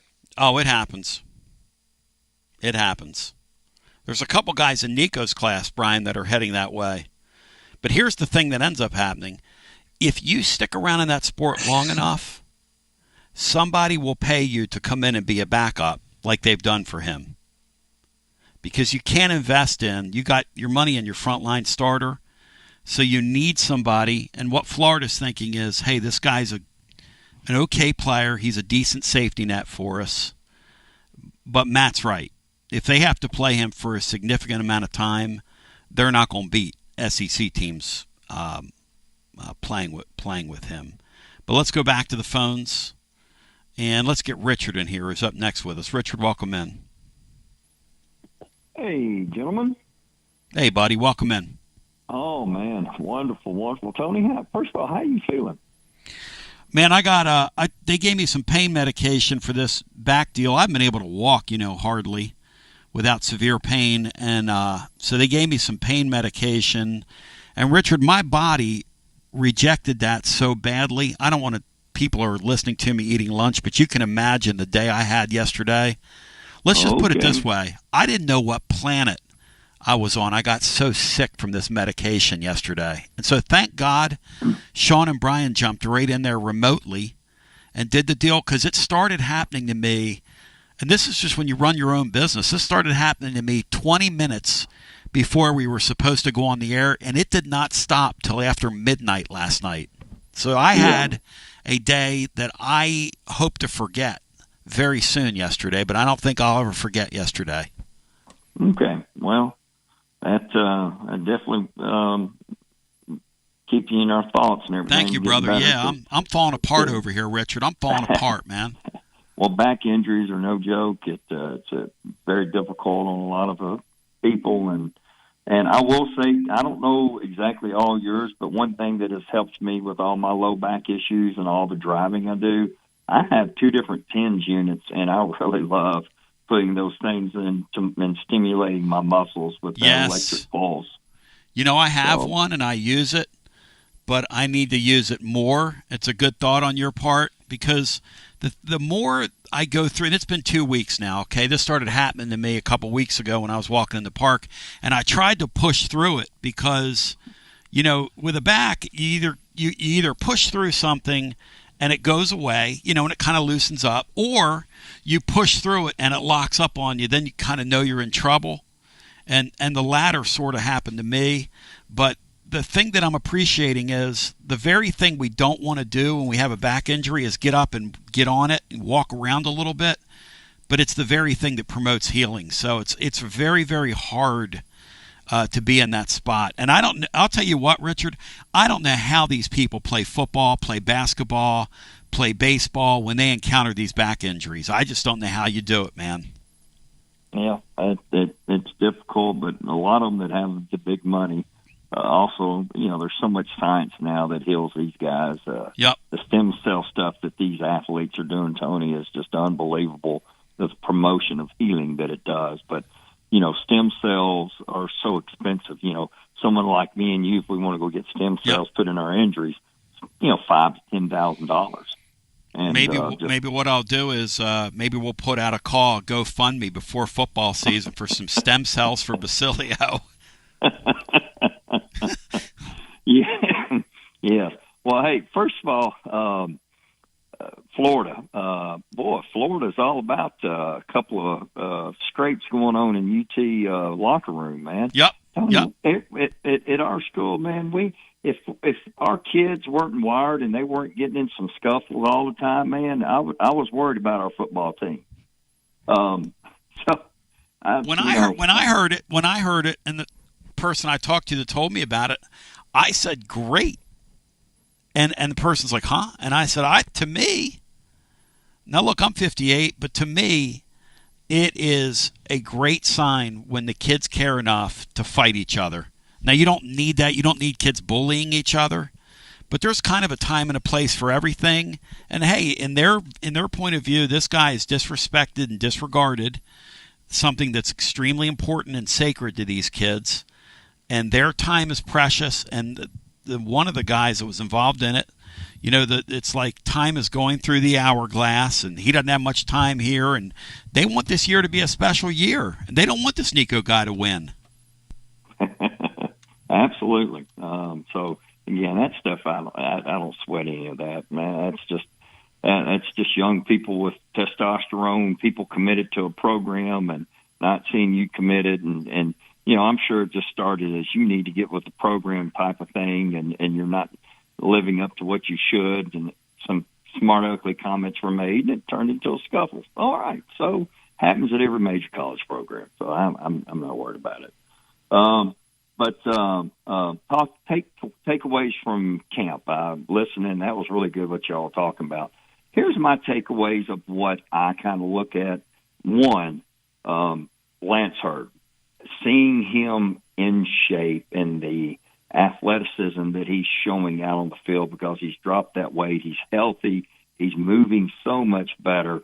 Last year, he never was ever in shape, and because of his injuries, he did not perform to the five-star talent he was out of high school. And seeing him in shape, and that gives us better hope of, he's going to perform at the level that people recruit him out of high school. And then also seeing David Sanders up to 305 pounds. And when you see his quick feet, Tony, I'm telling you, it's amazing that this guy has that kind of feet and the quickness that he's able to move them. So those are the little things I look for. I look for our big-time blue-chip players and how are they looking physically to perform at their best. And that's kind of the little stuff I look at, man. Yeah, there's always kids that are always getting bigger and stuff. That's what you're supposed to do in the weight room. But it's your superstars that you hope that are doing the right things and taking the next step up, like the defensive linemen, the highly recruited young kids on there, where they're growing and stuff. That's just kind of the stuff I like to see. Thank you, my brother. Yeah, because the rest of it, I don't know the rest of it, what you can really tell. It's not going to matter till you get on the field with Syracuse. We know we're going to get spun one way or the other. But, Matt, are you open-minded to the fact that the kid last year who transferred in from LSU, who comes back in SEC condition this time around, could have a solid season? Are you open to that possibility? Oh, yeah. Yeah, absolutely. A super talented guy, was never really healthy or in shape. Second year in the system. Yeah, absolutely. He's one of the guys that could potentially make a really big jump in even though everybody's getting paid, this is kind of a pro contract year for him where he could elevate himself into being a pretty high draft pick. My question is pretty simple. And Richard, thank you for the call. My question is, how long into the season is it? It's not just a Tennessee problem, it's a problem everywhere. But when you look at all the newcomers, these guys haven't played together. How long is it going to take into the season for these guys to be a pretty good cohesive unit? Can they get there, Matt, by the Georgia game, or is that too soon? I mean, they kind of have to be. So that's. I think it's a pretty veteran group with some of the transfers they brought in. So you got to figure out who your center is, and once you do that, then you can start trying to gel with the five guys. So I think they can be pretty good from the jump because you brought those experienced guards in who have played before, and then obviously with Hurd, and then Sanders was at least here in the spring. So I think that can be a pretty sneaky good unit. Yeah, and the Sanders thing, look, pretending like he wasn't going to start, he was always going to start. I mean, let's get real. You don't pay a guy that kind of money to come in and sit on an offensive line in modern college football. Back to the phones we go. Lynn, welcome in. How are my French compatriots doing today? Hey, buddy, good talk to you. I missed the beginning. What's kind of the question of the day? How invested are you in the success of Joey football? I'm very invested. And the story you told, I did hear the part about the backup. Was it Merk? I think of who you said was helping him out. Merklinger is taking him under wing. Yep. I like hearing that, and I know we hear a lot of stuff in the preseason, but I want to hear something positive, and I'm ready to move on after the. Nobody's whipping anybody over there. Nobody's beating the heck.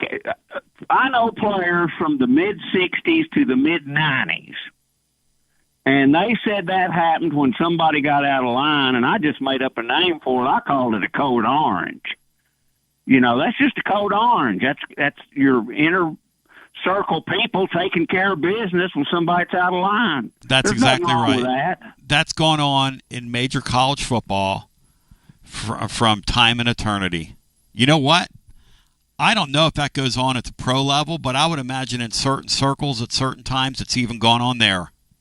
That's a different sport played by people that have a different mentality than most people do. That is a gladiator sport. It's what they call it for a reason. And Boo Carter, he's getting it. He's getting a second chance, and I'm going to be positive about that too. Until if he blows it, he blows it. I mean, that's just the way I look at it. I don't know about a cultural council or whatever they got over there. I don't know how many agree and how many don't. But he better fall in line, and he better do the extra work. But, this news about quarterback, I'm all invested. I'm very positive about it. This guy's going to have Joey Football's going to have a line that will protect him probably more than any place he's ever played. And, it's funny, he talked about how everybody knows him already. This is Knoxville, Tennessee. This is East Tennessee. This is a college town, a college state. You go to L.A. or Chicago or New York, you're just one of 15 or 20 teams. They don't know who you are out there. They said Lane and Layla Kiffin were upset about that when they came. They'd go out to eat, couldn't believe they were swamped with people wanting their autographs. This isn't L.A. That's just the way it is. Yep. It's like country boy, you got your mind in L.A., or you got your feet in L.A., but your mind's on Tennessee. And will we be ready for Georgia if we can get through the first two games with wins and we're injury-free? I say, we'll be ready for it. And I say when Georgia runs out of the tunnel, if they still make those Tennessee driver handbooks you have to read before you get your driver's license, I say shower the players with driver's handbooks. Let's go. Thank you, my man. Good talking to you. I love that. And by the way, Matt, position statement. The offensive line that Joey Football plays in front of this year, is it better or behind? Is it better than the one Nico played behind last year? I think it'll ultimately be better especially in pass protection. I think they'll be a lot better there. It's hard to say they're better in the run game because of just the production, but I think they'll be a little bit better than last year. How much they gonna miss Mays? The offensive line. Well, that's a great question, Brian. The offensive line that, and several of those veterans, remains to be seen. The offensive line that Nico plays in front of at UCLA, Matt. How much worse will it be than the one that Joey Football is going to play in front of? I think it's probably considerably worse. Yes. Guarantee you that kid in camp is saying to himself, texting Nick and saying, what have we done? What have we done? But anyway.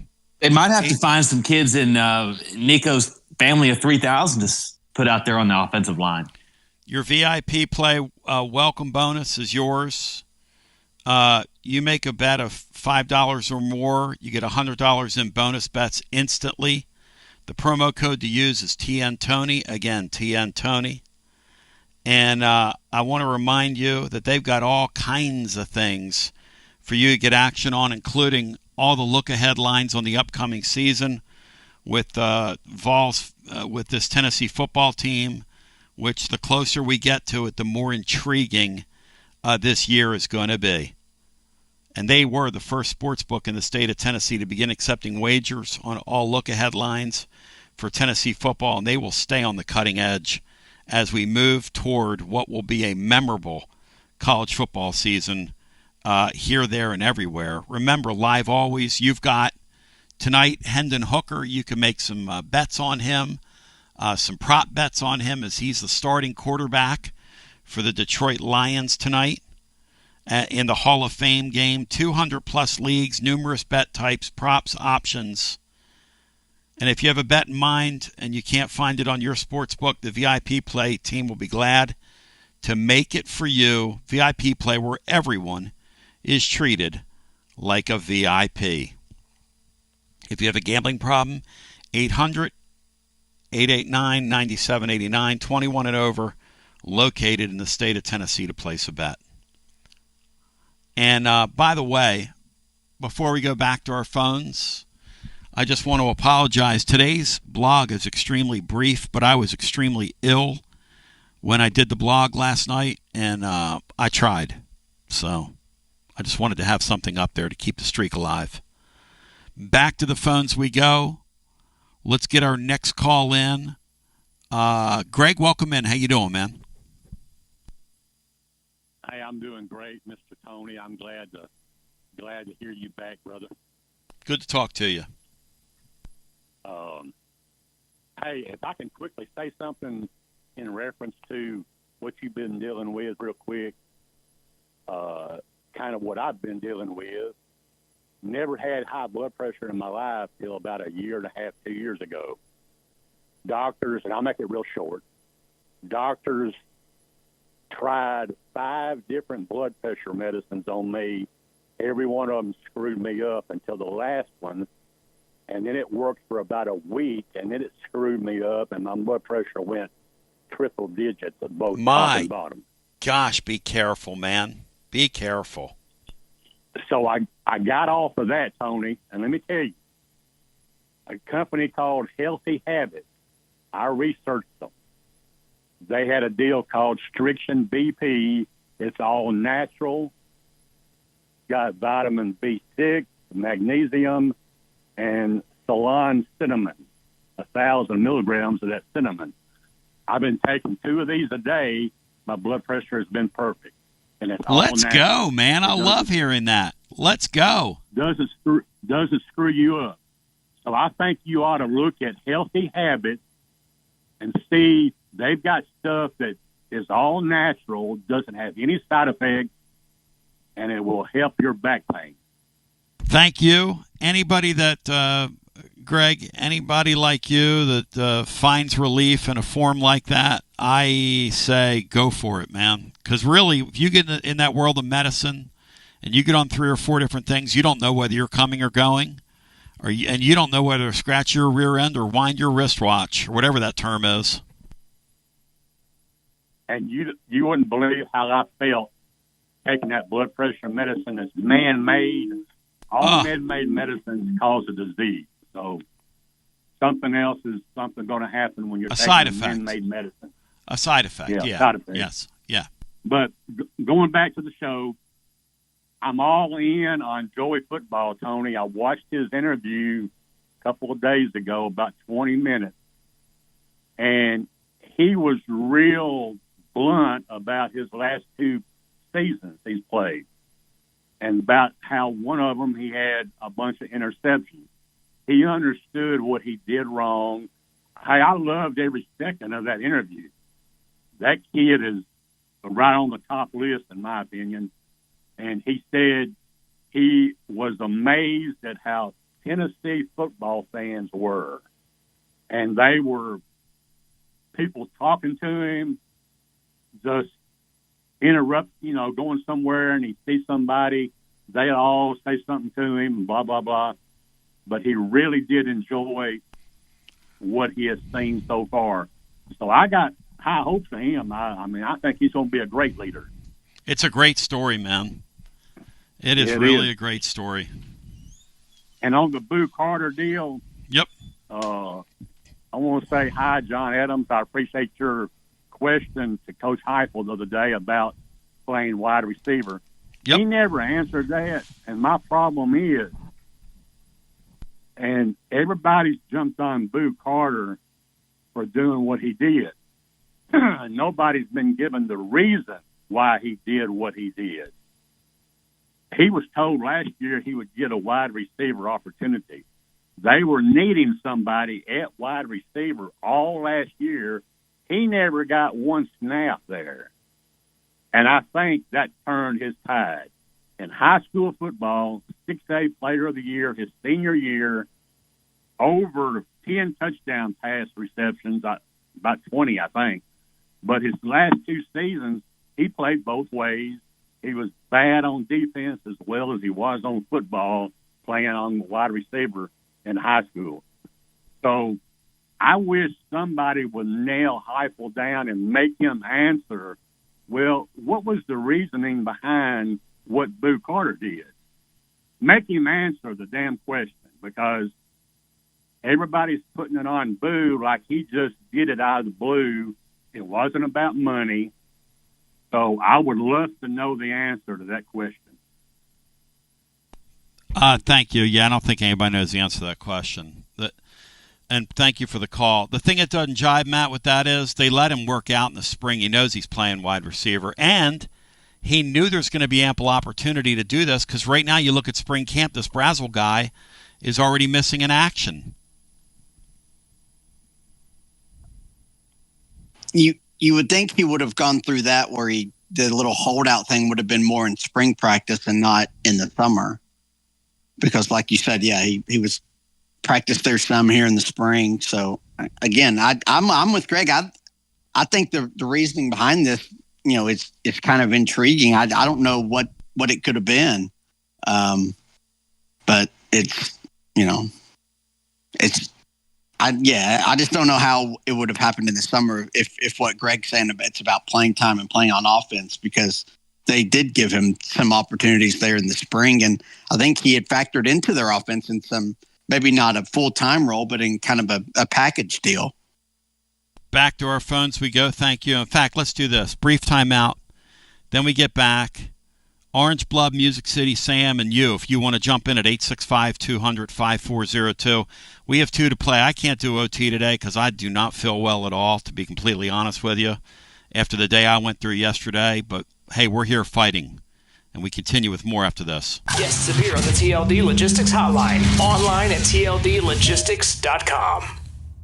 Whether it's baseball, football, softball, church groups, or schools, if you're raising money, do it with locally roasted Grade A Grounds coffee. I'm Billy Miller, a Vol alum and Knoxville native. You keep 40% of sales, and we donate 5% back to our East Tennessee community. Get started today by visiting our website at gradeagrounds.com. Since 2001, High Branch Plumbing, Heating, and Cooling has been the trusted and preferred name for over 70,000 Knoxville locals. Looking for expert plumbing services and HVAC services, including repairs, replacements, or maintenance. Voted best plumber in Knoxville and one of Knoxville's best HVAC companies 7 years in a row. High Branch is a fully licensed mechanical contractor and committed to excellence and craftsmanship, so you can trust our certified experts to go above and beyond to meet your plumbing and HVAC needs, no matter what problem arises. We also make it easy with transparent pricing, free on-site estimates for replacements, and free second opinions on repairs. And if budgets are tight, we offer flexible payment plans including 0% financing when credit approved. Be sure to ask about our 10-plus year warranties that are 2 times longer than industry standards, so you don't spend a cent on unexpected costs in the future. So call High Branch at 865-264-8090 or look online at pipebranch.com to schedule your appointment today. And as always, same-day service guaranteed, or the visit is free.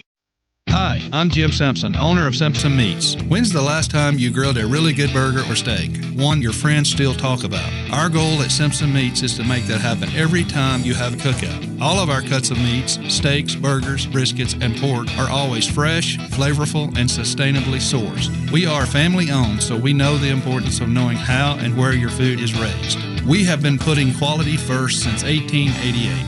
Visit our butcher shop off Lovell Road or online at simpsonmeats.com. Life never stops moving, and between the 30-minute commutes, daycare pickups, weekly soccer practice, Tuesday night yoga, X number of coffee runs, and that weekend trip to Grandma's, you're racking up the miles. What you need is a tire that can keep up, a tire designed for doers, a tire that's going to last, like the exceptionally long-lasting Michelin Defender tire. With an 80,000-mile warranty and the safety and comfort you expect, you can forget all about the miles ahead and focus on getting to your destination or conquering your to-do list. Fleet Tire, I-275 exit 1B at East Woodland Avenue in Knoxville. That's Fleet Tire, I-275 exit 1B at East Woodland Avenue in Knoxville. Fleet Tire.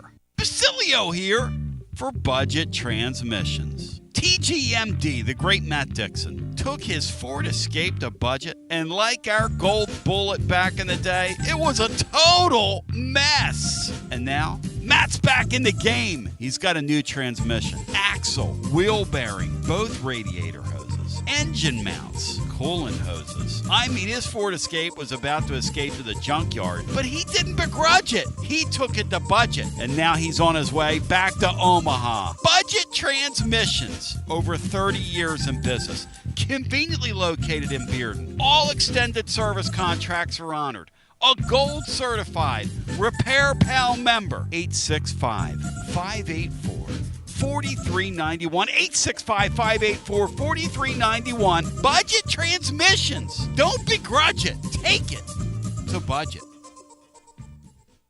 Hey there, Basilio family. Jennifer Morris here with Keller Williams Realty. The countdown to fall football is on. Is your fall plan missing the perfect home to watch the Vols make another playoff run? If a new view is on your game day checklist, I'm ready to help you find it. Don't wait until kickoff. Give me a call today at 865-694-5904 or visit my website at nextmovesmokymountains.com. That's nextmovesmokymountains.com, and go Vols.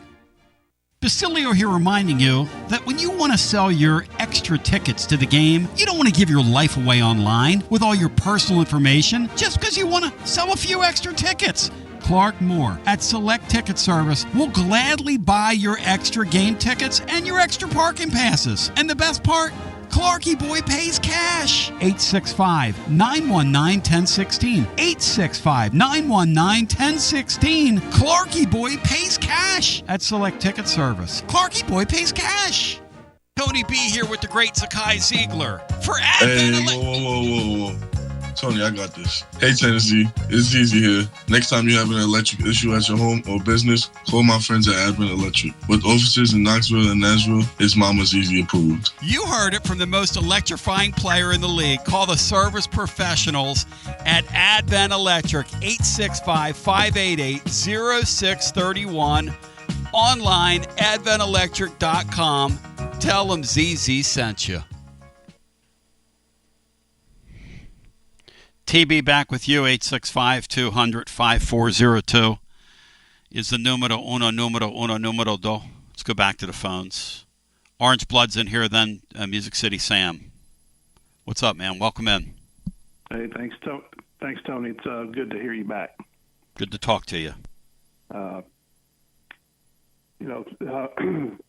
Listening to Heupel yesterday or the day before at his press conference got me thinking, and I'm sure you've dealt with this, and a lot of us have heard this. Growing up, we step out of line. Your parents, they pull that belt out, or like my granddad said, go get a switch off the tree. You go pick it. And you hear them say, "This is going to hurt me more than it's going to hurt you." I think after having all this go on with Boo in the off season, I'm wanting to be more involved on both sides of the ball. And now, right before training camp, you have to best fit one of your best talented players. Greg talks about his accolades all the time, and we know how special he can be. Even if it's on special teams, and his punt return ability to get us on, the short side of the field, can lead to extra field goals, and field position and everything else. That's critical in these close games. So I think it's hurting the whole team as far as just being having that chemistry. I think it's going to hurt on the front end, but in the long run, hopefully, if things go well and gel, we'll be looking back at this by October and thinking, everything worked out. So that's what I'm hoping for.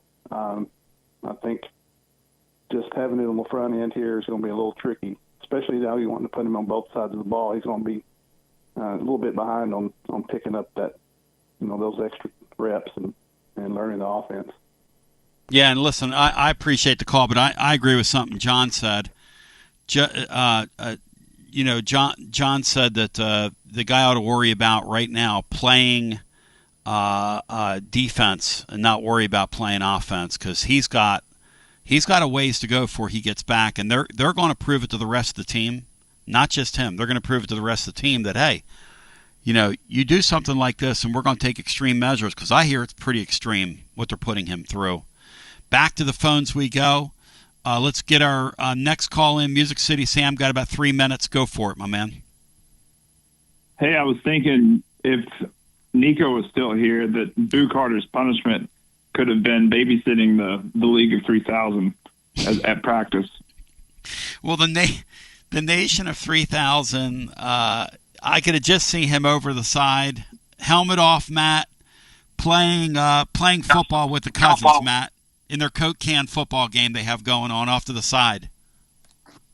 Incredible. Yeah, that's a really good line. Yeah, it's a great. Work it into your report next week, Sam. Work it in. It's going to be in there, and I know what I'm going to write about, because this season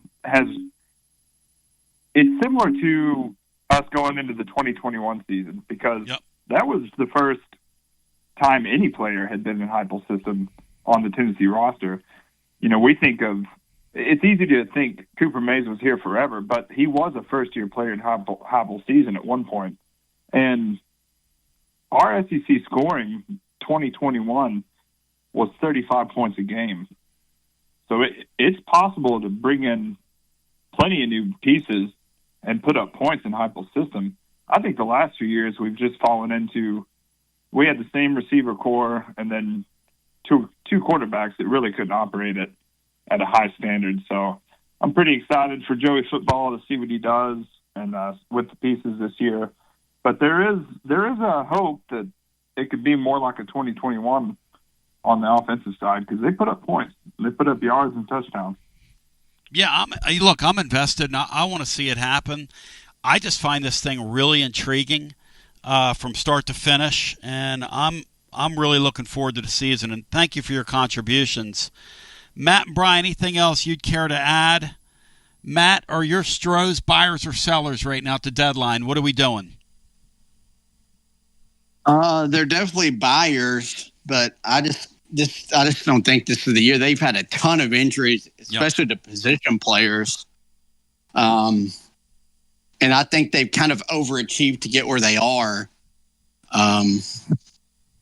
But they're buyers, but I don't see a World Series run with this team. Maybe they'll surprise me, but they're they're not as good as the record, the team that they have on the field right now, which speaks to the culture that they have and just that winning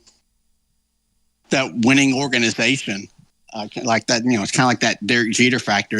I do think it's real in sports that some organizations have the people in place that they just know how to win. And fortunately, the Astros are one of those right now. I think Tennessee's developing that under Josh Heupel. I want to believe that. And if they can do this year, I'll really, really, really believe it. In the meantime, we love you. I want to thank Bri. I want to thank Matt. I want to thank Laura for working the board today. Tomorrow, Hughie joins. There's a ton of stuff to get into around the league. We'll do that and come back for another day. Celebrate another day of living and another day of Tennessee football. We love you. Peace. WJBE 1040 AM 99.7 FM. Translator W259AB. Powell, Knoxville.